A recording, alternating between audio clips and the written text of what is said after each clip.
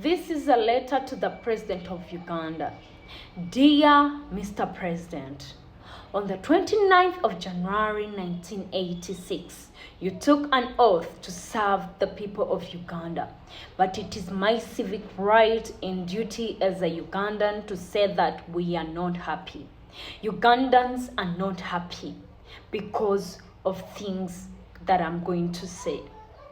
Mr. President, with all due respect, you choose leaders to come on ground to gather information about what affects and would make Ugandans happy. But most of those leaders only present to you what you want to hear, not what you need to hear, for the fear of losing their positions and what comes with such positions. Hence, bringing people like me forward to talk to you about such issues. You might not receive this spoken letter. That is why I didn't write to you, because most of the letters have not reached your table. But with accidental platforms like TikTok and social media, we are given an opportunity to circulate these messages. We plead and ask that you would take this message in its legality and its authenticity. Thank you. First and foremost, we lack the freedom of speech. I'm in fear that by saying things that I'm going to say, I might be gooned or brought to my demise. But Mr. President, this is a democratic country.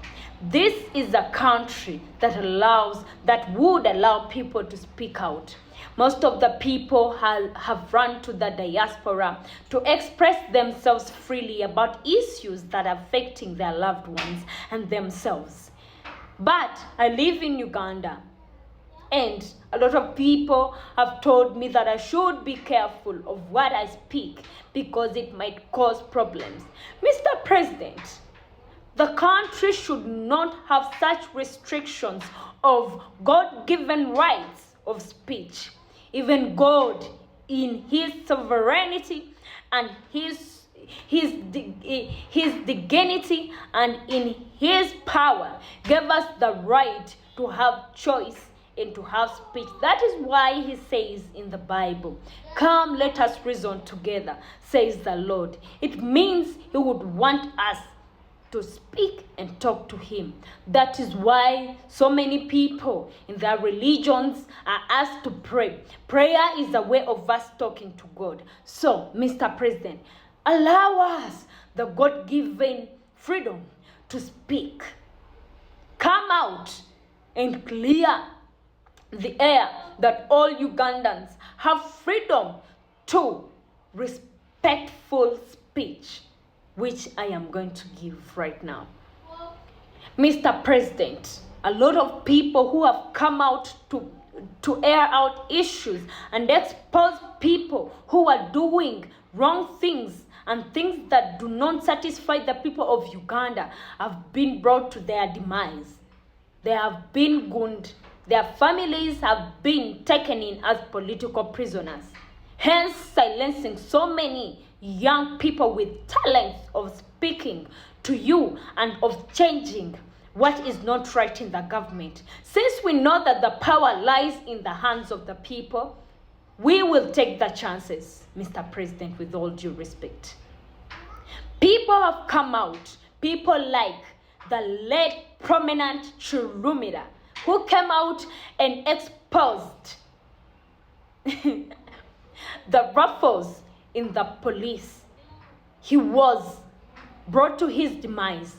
And up to date, we have not gotten conclusive statements on who brought him to his demise.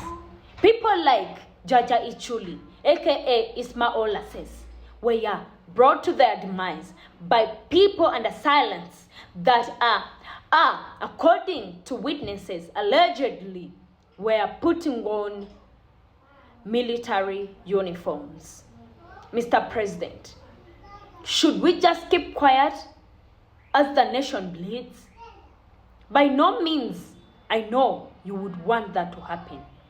Mr. President, my next point of the dissatisfaction that we have in Uganda is an issue of tribalism and favorism.